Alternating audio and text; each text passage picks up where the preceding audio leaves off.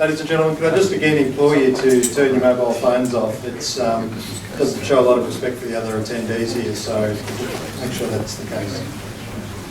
Pleasure now to introduce our last speaker for the seminar. Peter Leahy is presently the Director of the National Security Institute at the University of Canberra and a retired senior officer in the Australian Army. His military career culminated with his appointment as the Chief of the Army between 2002 until 2008. He is also the patron of the Military Historical Society of Australia, and Professor Leahy will consider the open-ended period that we call the post-Cold War era. Thank you, Peter.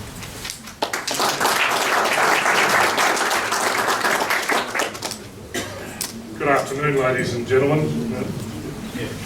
It's routine to thank the host for the invitation, but I'll take the hint from Peter Edwards. Thank you for the command to attend. I enjoy coming to events like this. As Marcus mentioned, I'm teaching at the University of Canberra, and coming back into a military type environment is a real pleasure. I found at the University of Canberra the students sometimes turn up. They do play with their mobile phones though when they're in the room. They sometimes pay attention, but in environments like this, you do turn up, pay attention. But I have learnt in speaking around and about that sleep is a very valid form of academic criticism. So I understand if something happens there. I've been asked to examine the post-Cold War period with a view to assessing continuity and change in Australia's defence interests. And I'm sorry to the other presenters that I wasn't able to attend this morning, but I can see from Peter's presentation that there are some commonalities here, and I'm looking forward to the discussion later. Consider the interests, threats, strategies, and what lessons can be learned. Well, I disagree, Peter. We did have threats. Who can forget the Cimmerians and the Musaurians? They're such wonderful creatures. We could tow their island anywhere off Australia and have a most convenient threat for anybody that was about. I'm facing this sort of presentation with a little bit of trepidation because this is our era. This is what we grew up in. For many of us, David Hurley called it the long period of peace. It's gone away, but all of you will have your own impressions and recollections of what happened, why it happened, and your own involvement of it. So I wonder where that'll go a little bit later. What you'll get are my perspectives. This post-Cold War period has been marked by concurrent, global, continued and various deployments that have at times stretched the capabilities of the Australian Defence Force. And as a bottom line up front, I offer you three propositions. The loose articulation and application of Australian national interests, the inadequacies of the military strategies employed, and the paucity of lessons learned. This era is not yet over. And as suggested by Peter, features of the period have been the growth of the joint force, concurrency issues, the growth of the Army, persistent pressures on the Navy and Air Force, Australia's involvement as a minor partner in large, now long-lived coalitions, and the march of technology.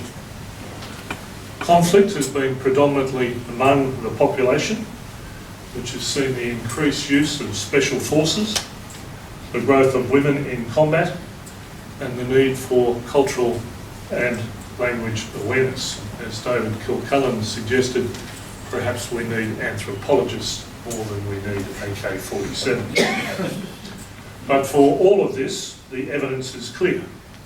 Peacekeeping in all of its varieties and persistence, Rwanda, Cambodia, Somalia, Bougainville and the Solomon Islands, and I used to call them the baby steps. In some ways we're getting ready for what was about to come. Then the Middle East since 1991, Afghanistan, East Timor, and we were barely ready for East Timor, and I think we got away with it. A war on terror, And now let's not forget that this post-Cold War period is not over, and let's talk about cyber war, developments in political and hybrid warfare, and what I would call the war in space, and it's begun. So while noting the changes over the 4 periods under consideration, my conclusion is that there is more continuity than change in the interests, threats and strategies. And as I've suggested further, while there are many lessons to be learned, they are not often acted or observed. It seems that we define our current engagements, quite strange to me that we define these current engagements by reference to a previous period, post-Cold War. Isn't it time that the period had its own name? Can't we give some thematic to this? So could you please take that as a challenge and come up with a name? I'll ask questions at the end of the lecture to make sure that you're awake. But what would we call this? Post-Cold War, it seems almost deserves its own name. See what you come up with. Now, when considering how to approach the topic, I thought, well, maybe I could take a sequential approach and cover the individual operations and conflict that Australia's been involved with since 1991. Now, I haven't taken that approach because I think it would be far too isolating and restrict the ability to examine the common themes that have shaped our defence and security environment and the engagements that we've been involved in. But perhaps more importantly, I haven't done it because I think that it would restrict our ability to extract lessons for the future. In trying to frame how to present today, talk about the post-Cold War period, I'm going to begin with the book by Philip Bobbitt, The Shield of Achilles. Now, I quite often ask, who's read Philip Bobbitt? I know Marcus has, a couple around here. Has anyone read it all? It's a very dense book, but I like the thesis, so I'm going to cover the thesis. And Bobbitt argues that the wars of the last century, the ones that you've heard about this morning and from Peter this afternoon, were not discrete events, but a single long war. And Bobbitt argues that this long war embraced the First World War, the Bolshevik Revolution, the Spanish Civil War, Second World War, the Korean War, the war in Vietnam, and the Cold War. And whilst we would note that there were differences in scale, intensity, nature and character, Bobbitt understood it as a single conflict fought to determine what form of government would prevail and succeed the imperial states of the 19th century. It's a really interesting proposition. And Bobbitt presented that there were really 3 choices for that form of government: fascism, communism, or parliamentary liberal democracies. I'm attracted to his proposition, and I haven't read it all of the book, but I would suggest further that the long war is not yet over. Francis Fukuyama was wrong. It's not the end of history. Western liberal democracies have not won. And Bobbitt's question about what form of government will prevail is not yet resolved. Bobbitt, in a separate book, Terror and Consent, which followed The Shield of Achilles, has introduced a powerful new force, a 4th force, which he notes as the market state. And his view is that the market state is very capable of delivering the needs of the people, and as such will and is competing with other forms of government. I'm presumptuous enough to suggest that I think that there is a 5th competing system of government which we could add to Bobbitt's 4, and this to me is radical Islamist ideologies that we're facing in the war on terror, clearly Sharia law that many would seek to introduce. So, having put that framework around it, let's have a look at this post-Cold War. As you've heard, this was a period of intense rivalry and suspicion between the United States and the Soviet Union. In Bobbitt's terms, parliamentary democracy and communism. Direct conflict between the 2 states was limited because of a fear that any conflict might quickly escalate to the use of nuclear weapons. Instead, the two countries and their allies pursued their differences at the political, economic and diplomatic levels and by proxy wars. This occupied much of our time and much of the globe. It was a dramatic period where many paid attention to the doomsday clock and how close we were to midnight and nuclear strike.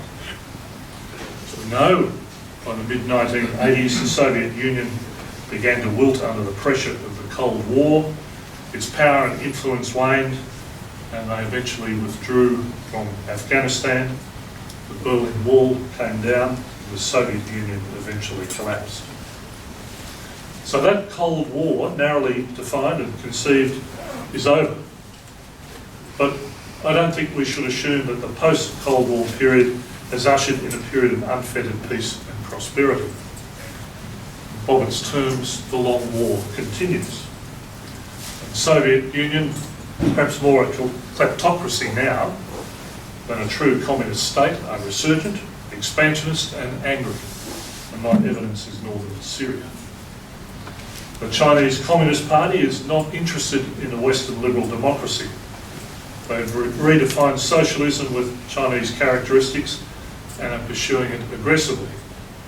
And the potential for conflict with those two countries and others is apparent, and the current dispute with Iran, a theological and potentially a nuclear state, is a real concern, as is the likelihood of a war between Shia and Sunni in the guises of Iran and Saudi Arabia, and what could be a real problem in the Middle East. And still, across the globe, there are many authoritarian, monarchical and totalitarian regimes. It is apparent that Western liberal democracies and liberal states are not universally successful. And now we must contend with non-state actors, strong market identities, the grey zones of weak states, the war on terror, hybrid and political warfare, and powerful transnational criminal gangs. And if you read the ASIO annual report that was just released and listen to what Duncan Lewis said as he was leading as Director General of Security, you'll see the range and extent of threats and challenges faced. Let's not forget climate change, cyber war, global challenges where we don't seem to have the wit or wisdom to either recognise them or deal with them in some sort of collective and comprehensive manner. And as these new threats and challenges become apparent, it's interesting to note the changing views around what we mean by national security. And I think Peter's last slide starts to introduce some of those things, and I'll talk a little bit more about it as well. We used to think that national security was about sovereignty and territorial integrity. Now it's much broader, as it speaks to about the way we want to live in our communities, in our regions, and globally. And during my time as Chief, I watched these developments with some interest and occasional despair, as I realised that the promise of a whole-of-government response was a myth rather than a reality. In Australia today, we're not talking a whole-of-nation national security approach, and it will be one of my recommendations that we need to take much more of a view for that. What I thought was a promising initiative from Kevin Rudd with his national security statement in December of 2008 and Julia Gillard's 2013 national security strategy have come to nothing. What they gave us, Duncan Lewis is the national security advisor, well, it just hasn't gone far enough. It has lived much beyond Duncan's period, not his fault, mind you. But I think we need to be looking much more at a national security approach, and to me, that's one of the lessons. Point for question time. An important guide to understanding how Australia pursues its interests and strategies and perceives the threat in this post-Cold War period are a series of strategic documents published from the mid-1980s, and Peter's referred to some of them.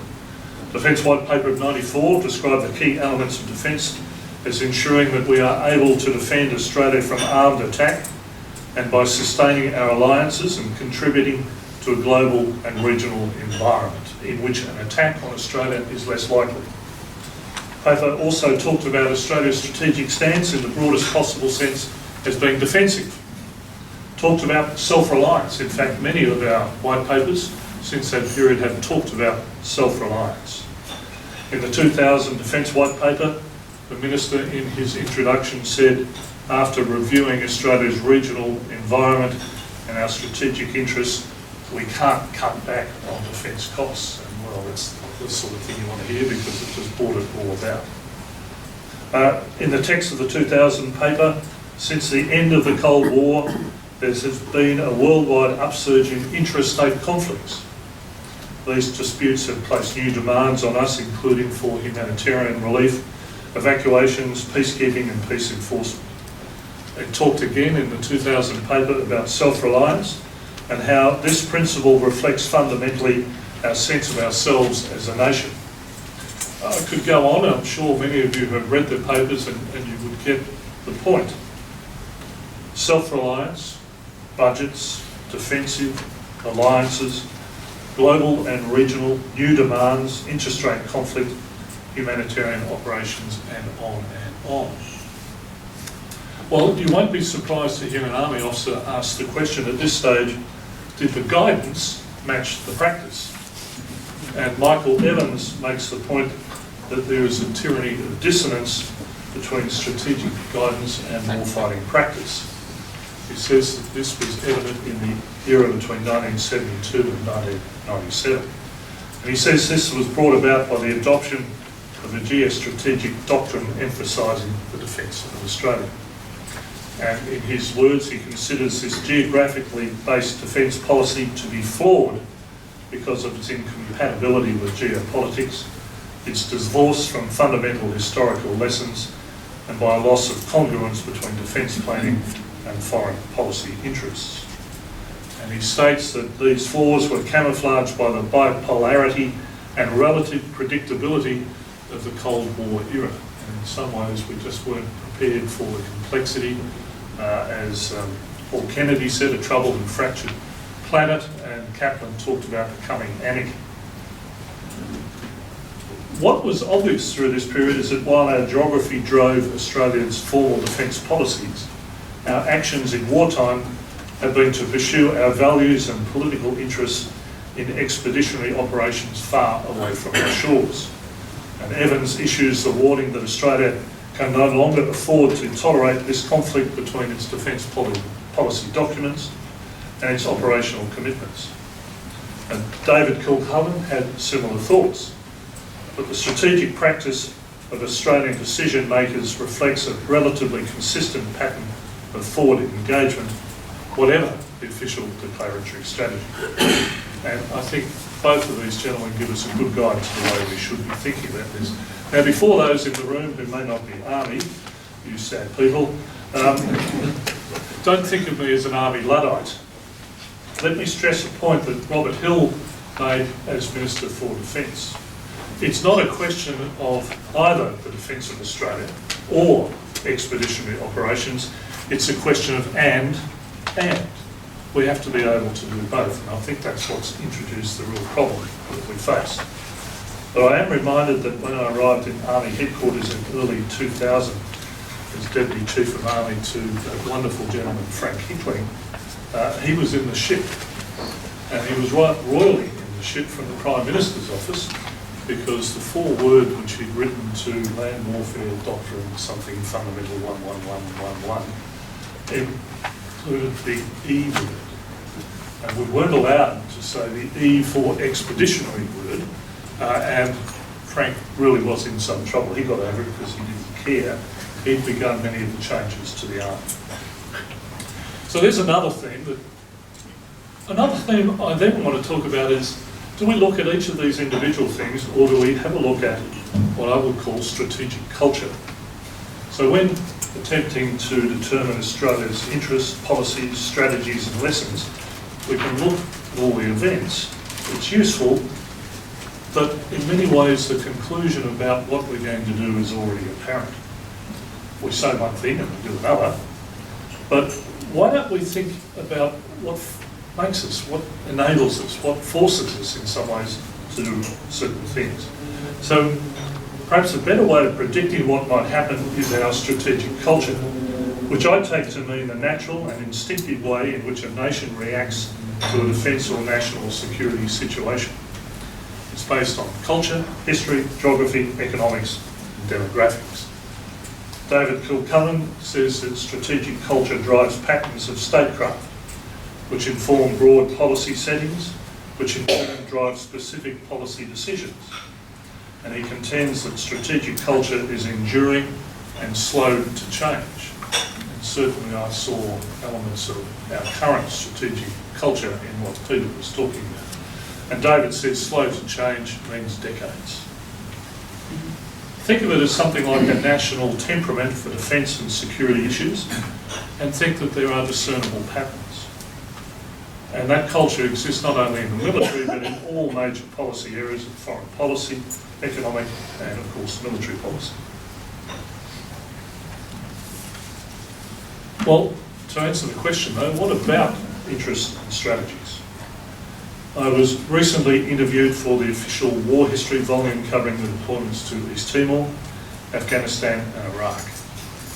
And while preparing for the interview, I categorised it into those three themes of peacekeeping, Afghanistan and Iraq. All were deployments far from our shores, with a focus on the Middle East. None involved the direct and immediate defence of Australia. And I do particularly note the very difficult work done by the Royal Australian Navy and the Royal Australian Air Force about border defence. And I know many of them have found that most difficult.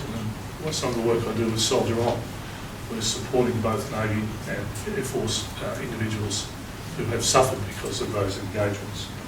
But none of them really were about the direct military defence of Australia. So why this focus so far away from Australia? And just very quickly, as Chief of Army, I went to Villa Bretton for the Day celebrations. I was done up, I looked rather pretty, I thought. Fetching is probably a better word, but I had all my gear on. And the Mayor of Villa Bretton came to me and said, we French don't understand why you came here, but you helped save our democracy. And I think when we talk about these values and these other things, why are we going there? Peter Cosgrove said about Timor, well, we looked over our back fence and we saw our neighbours were in I think that's the sort of thing, that's what I mean by strategic culture and what drives these things. So why that focus so far away? I think this gets to interests. In the conference I was at this morning, we talked about values and interests. And I would really like for Australia to have a debate about values and talk about them and be proud of them, particularly as we think what that might mean with our relationship with China. But Penny Wong in a 2017 speech referred to Australia's national interests as the security of its nation and its people, the economic security and prosperity of the nation, the strategic, stable, cooperative strategic system in our region anchored in the rule of law, and constructive internationalism supporting the continued development of international rules-based order. That's what Peter was talking about in many ways. In the most recent DFAT white paper, and I can't help but mention, it took 13 years to get a second defence white paper after the one in the early 2000s, a really regrettable period of time. They talked about stability of the Indo-Pacific, stability of international law, an outward-looking and fully engaged Australia, a growing economy, a desire for democratic institutions and open society and a strong economy, and support for political, economic and religious freedoms, liberal democracy, the rule of law, racial and gender equality and mutual respect. This is why we go to war. How are they expressed as we do go to war? And if I look at them, I can understand somewhat the initial deployments to Afghanistan and Iraq, but not fully. However, I struggle to understand 18 and 16 years respectively in Afghanistan, in Iraq. Maybe I'm missing something. Using my own observations of being closely involved in the initial deployments, I also struggle to discern any real discussion or assessment of those interests and strategies. As for Afghanistan, we all observed the visceral reaction of John Howard in on the spot declaring that Australia would be involved as part of the ANZAC in the defence of the United States. And he said in his own words, and this is from Lazarus Rising, "To me there had been an attack on the American way of life. As a consequence," and I've said that deliberately, as a consequence, it was also an attack on our way of life, because so much of what we held dear as basic freedoms are the things that Americans also hold dear as basic freedoms. Well, I said it deliberately because they're eerily like what Menzies declared war against Germany on the 3rd of September 1939. Melancholy duty and as a consequence. But Menzies also said, "A halt has been called. Force has had to be restored to check the march of force, honest dealing, the peaceful adjustment of differences, the rights of independent peoples to live their own lives, the honouring of international obligations and promises. All these things are at stake." So we're putting together what are the interests, what do we do about them. So let me briefly then put some points about the three themes that I've identified around peacekeeping, Afghanistan and Iraq. We've supported the United Nations and the peacekeeping operations since its inception, including in 1947 as part of the first UN military observer group to Indonesia. The peacekeeping tempo rose during the 90s to the extent that in 1993 Australia had over 2,000 peacekeepers in the field, and our contributions included the Royal Australian Navy ships in the Middle East, the Royal Australian Air Force aircraft, and Army deployments to Cambodia and Somalia. Our interests. I think the interests there are readily apparent. One is to demonstrate our commitment to the United Nations, and the other to foster peaceful development of communities across the globe. DFAT says that addressing the root causes of conflict and building the foundations for peaceful, inclusive societies is critical to preventing and resolving conflict. Our strategy appears to have been to make small, regular contributions and to focus on the deployment of staff officers and technical and niche specialists rather than main force elements. There were some exceptions, Somalia and East Timor, but they were driven by proximity and strong emotions, and that's certainly the case of Somalia, and were constrained by the length of the deployments. Afghanistan.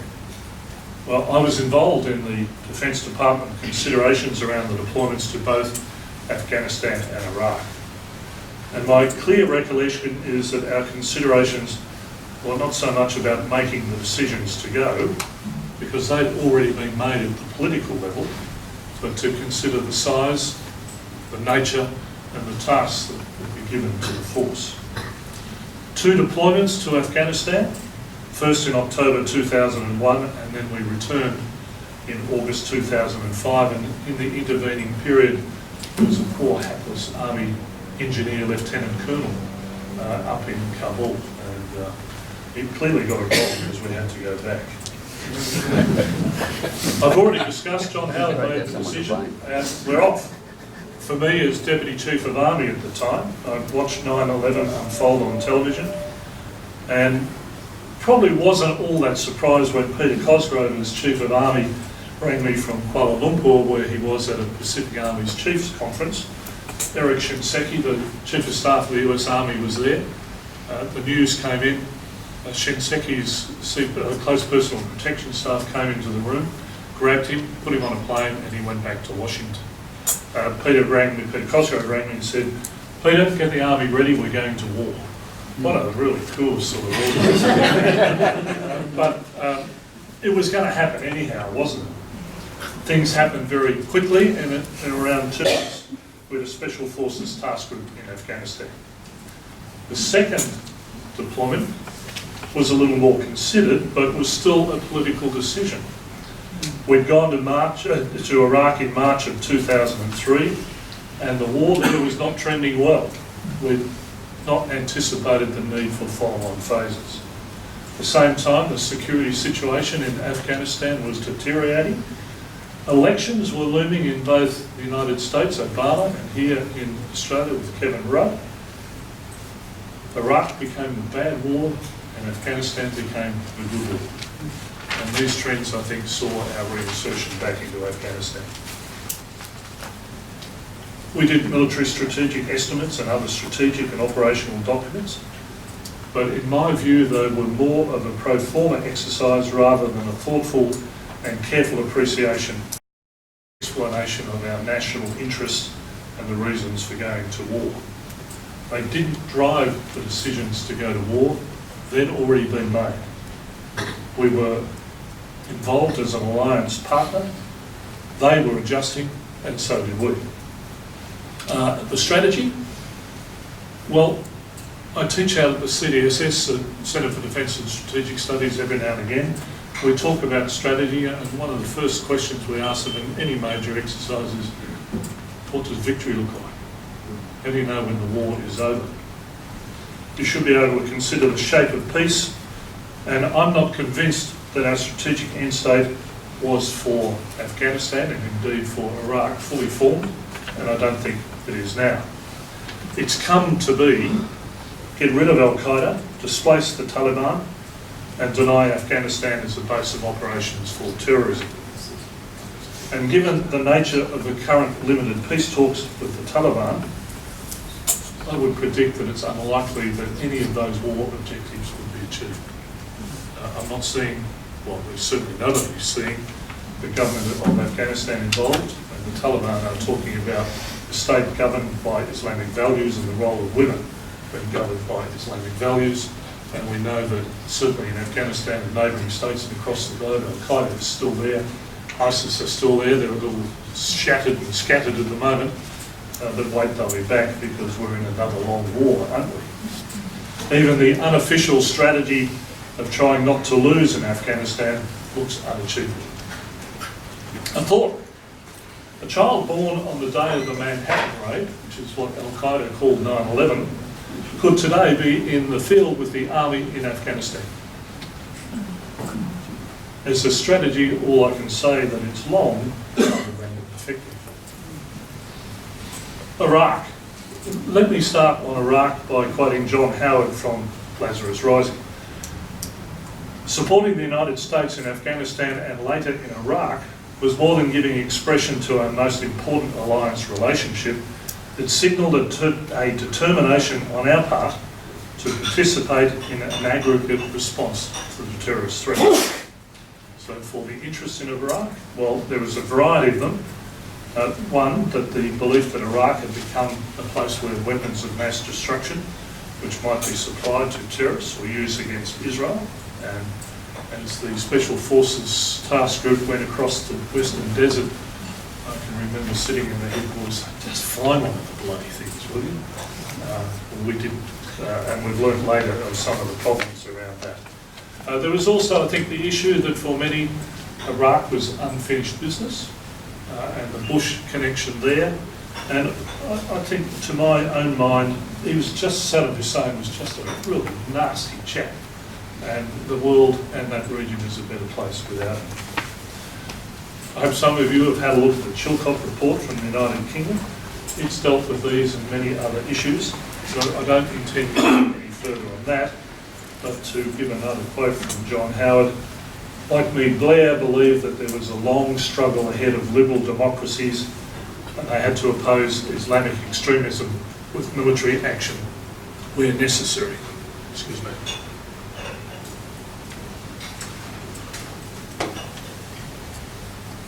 I note that these days many attribute the need to secure access to oil as one of the main motivators for being involved in Iraq and now more broadly in the Middle East. And I'll be interested, perhaps Brendan Sargent was around defence at the same time, perhaps later Brendan you might add. But to my recollection, I can't recall ever seeing or hearing mention of oil in any of the considerations that I was involved in. Brendan shook his head, which I'm greatly relieved at. Strategy.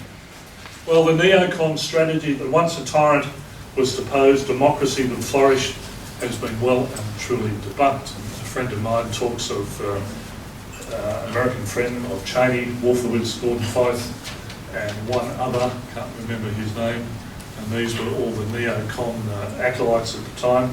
He says they should all be in jail. And Bolton, who was one of the leftovers from the neocons, thank goodness he's out of the decision-making cycle as well.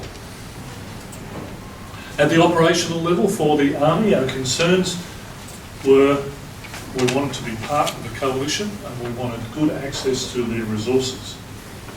We also wanted to make sure that we didn't offer to do too much because there were concurrency issues, our resources were limited and were not well matched to the threat. Peter mentioned about some of those manoeuvrings and so on. I recall a quote from the Vietnam War: "We'll send a force so long as it is not contemptuous." And maybe that's one of the ways that we follow these strategies through. So let me start to conclude. I've covered 3 groups of deployments: peacekeeping, Afghanistan and Iraq. There are, of course, others. I mentioned the war on terror, the growing conflict in cyber, political and hybrid war, and war in space. It would be nice to say that there were clear-cut and well-defined and well-articulated interests which drove these deployments. I can't say that. There were interests and reasons, but I'm not sure that they were intrinsically compelling. And this takes me back to my argument that perhaps a better predictor of Australia's actions is our strategic culture. What's our tendency? Well, support to a great and powerful friend, and in defence of values and rights in faraway places. Not much different to what you would have heard before today. The strategies applied in Afghanistan and Iraq were not authentically Australian, and as a result, we've been tied to a US strategy. As Neil James has suggested in other places, we are strategy takers, not strategy makers. I think being a strategy taker is a bad place to be, especially when our major alliance partner, the United States, is once again proving that it's not particularly good at strategy. And I've suggested recently, I'm not sure that we would be any better. And my suggestion about a month or 2 ago in an article was that Australia was a strategy-free zone. And I don't just mean in the military space, I mean in climate, energy, and any other public policy that you can think of. So what about some lessons? Australia should develop a national security structure which clearly articulates values and interests. We should have good reasons and a clear strategy when we go to war. And I would suggest that these reasons behind going to Afghanistan and the strategy would prove that vengeance is a bad strategy. We should continually monitor interests and strategies throughout the deployment. The decision to go to war is an important one, but probably more important is the decision made every day thereafter to stay at war is an important one. And to my recollection, I think we've only had one discussion in Parliament about the deployment to Afghanistan. It was in October of 2010. Stephen Smith, as the Defence Minister, took the discussion into the Parliament. He opened with a statement. But the only good thing that happened during the week was that Barnaby Joyce read the roll of infantry into the Hansard, which I thought was rather nice of him. And then Stephen Smith came back at the end of the week, read the same statement, nothing happened. We need to continually monitor our interests and strategies and not get into a position where in Afghanistan and Iraq we seem to be pretty well in set and forget. We need an exit plan and a time horizon. Once in, it's very hard to get out. Bad strategies have real consequences. The tyranny of dissonance had real consequences for the army in East Timor. When faced with concurrency problems, we need to assign priorities. Government is the only people who can mitigate bad strategy and strategic risk. It shouldn't belong to the commander or the soldiers in the field. Government should make sure that they've got everything that they need. And the failure of the department, I think over time, has been that they've not been able to articulate that risk back to government and make it clear to them that their actions may result in the death of soldiers, sailors and airmen in the field. Don't expect warning time, that's gone. Reserves are necessary, that one's for you, Jim. And they must be trained, equipped, well-led and ready and relevant. Self-reliance is a fantasy. We have not been and we will not be self-reliant. Alliances cost, Joint and combined operations are the norm. Coalitions and strategic partnerships are here to stay and will increase. We're talking about the Quad.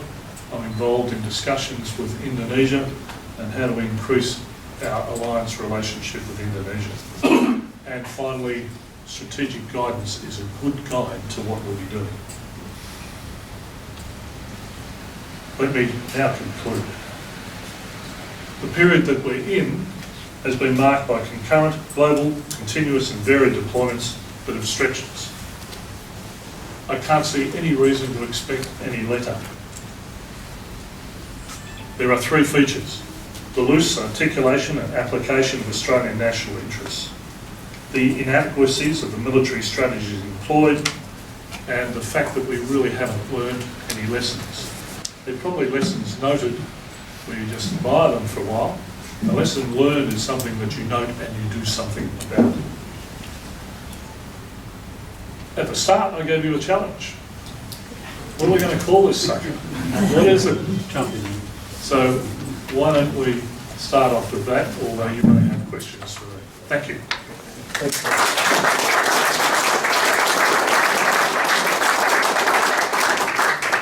Questions on the floor? We have a lot of military facilities up at Darwin. We have some down in Adelaide. We have a railway line, this new railway line that goes from Adelaide to Darwin, presumably not to carry tourists up and down, and fresh vegetables up to Darwin. So what's the purpose of all that stuff? What's the aim of having all those assets?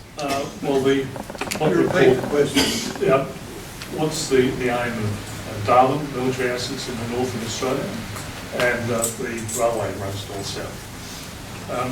Army presence in the north, Appin, essentially came out of Dibbs' papers where he said, vast empty north, those nasty Indonesians are coming to invade us. I think strategic culture, empty spaces, a sense of xenophobia, we need to be up there protecting the oil platforms and the resource platforms. So Army, essentially during the 80s, moved to the north. Jim Molan commanded the brigade up there for a while. We saw that the doctrine said that the enemy that came, those Missourians, rather resourceful chaps, they would come ashore, they'd get through the Sea Air Gap in the Navy and Air Force Defence of Australia, and the Army would find them somewhere south of Katherine in some bunkers. So not doing particularly well, get hungry, and we would come forth from our positions in Darwin and attack them. It's just a bugger, they never came. We'd have to go somewhere else. The railway, I think it's more about commerce and opening up the north than it is about the military. We bought some railway cars and some really nice rising suns painted on the side of these cars. And those who've been in the Army drills, you know, the TCO, you were a transport type, the train conducting officer. We had drills. How do you get battalions on and off trains? It was one of the things. I thought they built the railway after East Timor. No, it was there in parts beforehand, and it wasn't part of East Timor, and Brendan would support you on that. But the Army's, most of it is in the north of the tropical capital. We came back to Adelaide. I'll give you the words and you can sort out the acronym, what I call the Army presence in South Australia. And that was about, we couldn't do too much work in the north. The return rate in the training areas was low. The environmental degradation. Some soldiers would call this the lack of social amenity. You can sort that one out yourself. And so we moved a substantial part of the Army back to Adelaide, where the training areas are now much better. You can get into them all year round at Whyalla in that area. Wives can get jobs, everybody's happy. So the railway was really not part of that defence. It was used for a while, and then we stopped it because it was too bloody expensive.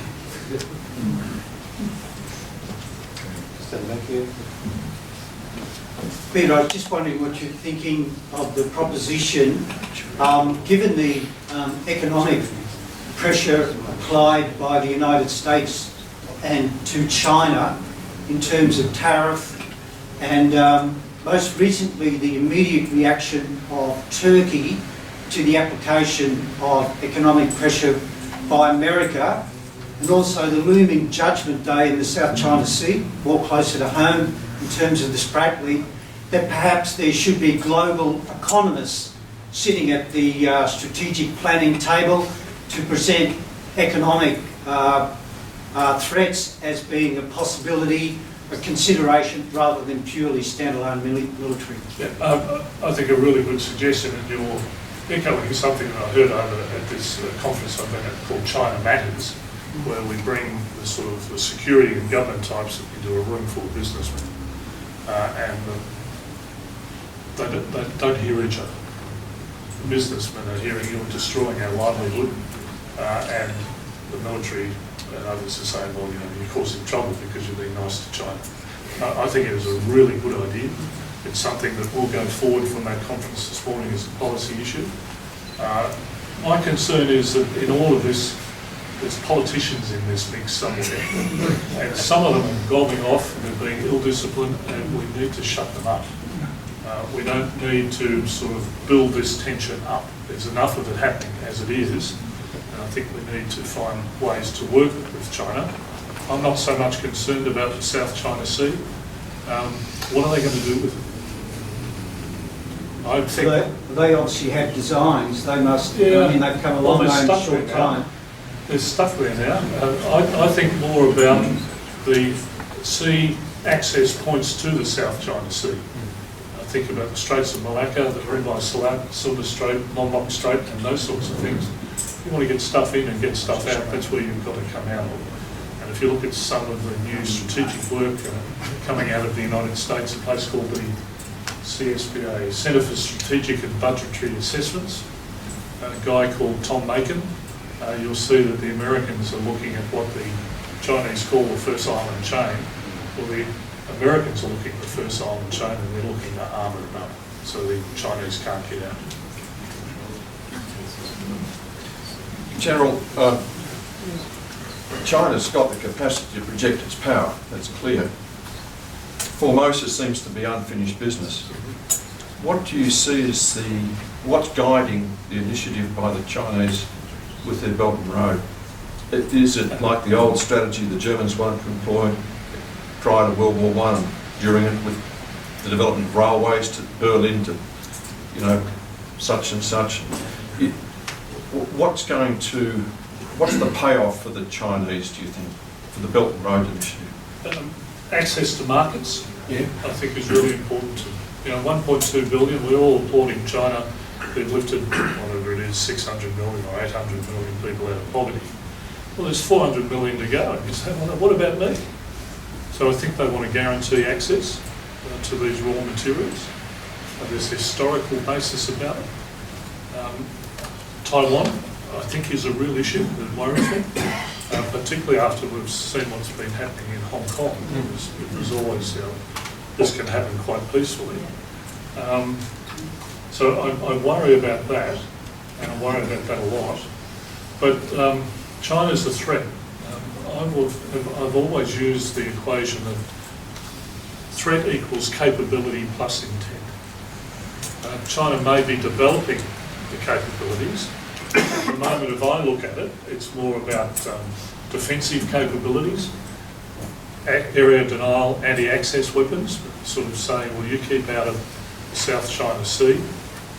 They are developing aircraft carriers, but most of it at the moment seems to be defensive. They may develop the intent, but the way I look at it, there's a nice little relationship going on here. We've got lots of stuff at the ground here. If we dig it up, put it on railways, take it to the coast, put it on ships and send it up there, they're giving us buckets of money. I think that's probably more the approach. So why would China want to come here? And as to the thought that we'd want to go to China, well, it's a break. There's a couple too many of them. They're here already. Yeah, and people do say that. We were talking this morning about Darwin Port. Brendan was involved in this. So the Chinese interests own Darwin Port. Okay. Dennis Richardson said at the time, well, if we want it back, we'll take it back. And similarly, they're buying farms. Oh, okay. They're not going to dig it up and take it home. And they're still employing the same. My son liquidated Covey Station. The Chinese owned it, well, they now have to sell it down, but they still employ the same people over there. And it's a good thing. Meat and livestock this morning, a bloke there was saying 200,000 tonnes of beef going to China. And well, that's a good thing for Australia. Let's not make this difficult for anyone. Thank you. Jim Dixon, ex-Navy. We had the GFC. You want an acronym for the new age. How about Global Electronic Conflict, GEC? Yep. But that's just Jim can't get his phone working.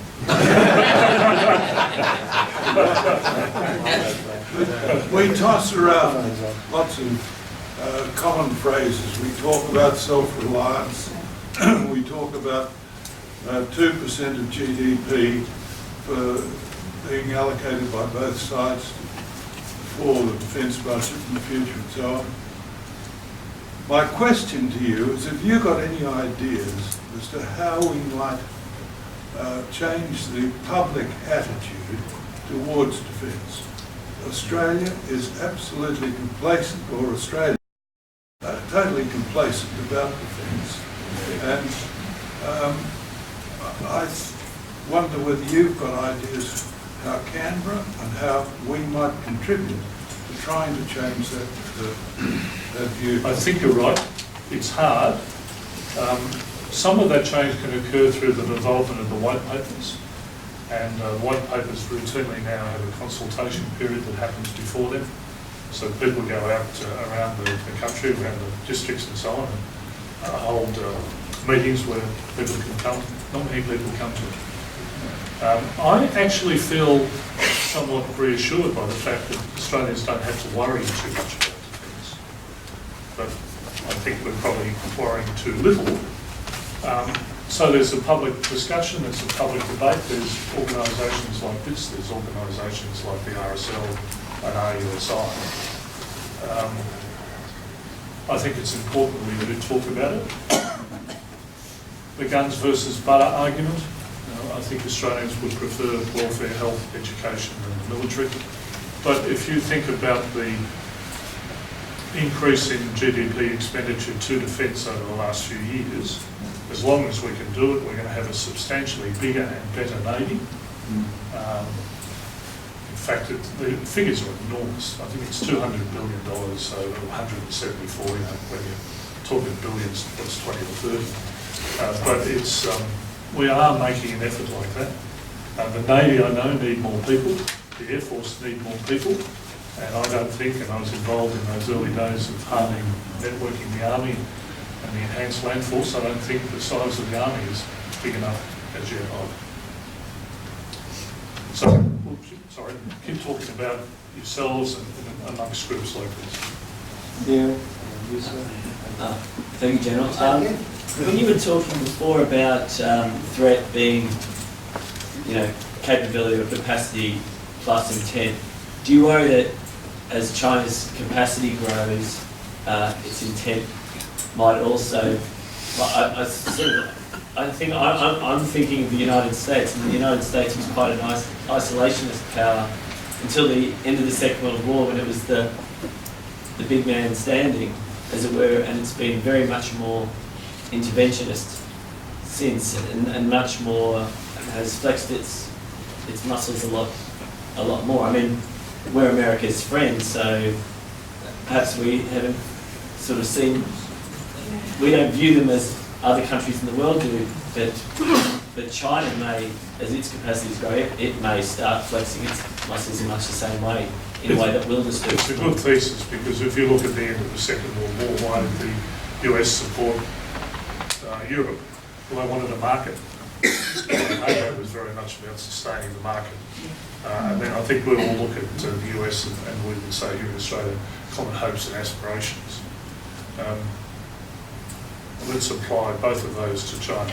They want a market, Belt and Road Initiative, the fact that we're very happy to sell it to them. not sure about the common hopes and aspirations. I think we've all been disappointed that greater prosperity in China hasn't brought this blossoming democracy about. Certainly. The Chinese may think there's enough of them, they don't need to share their hopes and aspirations with them. But then if you look at some of the old political theories about China, is it sovereignty or suzerainty? Sovereignty being, well, we're coming to get you. But suzerainty, just show us some respect. And I'm not sure that we're quite on tune with that at the moment. Last questions. Yes. Thank you, General, for your briefing. I'd like to come back to the notion of self-reliance. It comes in and out of defence or strategic thinking, it seems to me. But one of the things that we hear quite a lot of these days is just how perilously low our strategic fuel reserves are in this country. That requires, I think, a whole government approach rather than just a sort of a defence the defence ministry, but also of securing our supply lines, which has always been a crucial thing. And that brings us to this extraordinary decision of the government to have these submarines that maybe take another 20, 30 years or even longer to be delivered. Submarines, as we know, are sort of, and we've known this for quite a long time, is absolutely indispensable in protecting our sea-based supply lines. Yet we seem to sort of have this somewhat cavalier view about it. So could you comment on, first of all, our strategic fuel reserves, and then on the whole submarine situation? Well, I think the sea reserves, the oil reserves are a disgrace. We should have much more. And John Blackburn, retired Deputy Chief of the Air Force, did a study for the NRMA. Sorry, I can't hear you. John Blackburn, retired Deputy Chief of the Air Force, did a study for the NRMA in about 2015. So 100 down, and John points it out very clearly. Jim Boland's making a lot of points about reserves, and I think the solution from the Australian government as well will borrow from the United States. I think that's terrible. We must be able to do better than that. The issue about submarines, Navy's in the room. This is an Army sort of view of submarines. They are very useful because they're a deterrent. They do provide that protection of sea lines of communications, but they're not the only means. They also have a terrific role in terms of intelligence gathering, which in many ways has become a large role about what they do. We are assured that the Collins-class submarines will get us to 2035, when the first of the new submarines will come on. It's a long way away, but I look at all defence problems have different solutions. Securing our sea lines of communications. Alliances through the archipelago to our north will do some of that. And some of the work I'm doing with Indonesia is to look at how we can develop those alliances. And I think the Australian government's move into the Pacific as a Pacific step up is about humanitarian, about alliances, and about sort of forestalling what China's doing. But if you look at the Japanese strategies during the Second World War, and I've just come back from Vanuatu and we were there for a holiday, one of the sounds just out of sort of Port Vila, the 200 warships anchored in the sound. We need access through that archipelago chain, and just look at the geography. Northeast takes you to the United States. This is where the resupply will come from and so on. And just briefly on self-reliance, the fuel, yes. But what about all the whiz-bang gadgetry stuff that goes in ships and planes and things? What about the missiles, that Tomahawk and everything else? If the US want their supplies of Tomahawk, do you reckon we're getting any? The fact that they plug something into a Joint Strike Fighter and make them wake up, well, what if they run out of them? Are we going to get them? And even those who would remember Vietnam, the 84mm Carl Gustav medium anti-armour weapons around. The Swedes said, well, you can't have any of them, can you? Because we don't like what you're doing. We are not self-reliant, and any thought that we would say we are is just a fantasy. Thank you, Peter.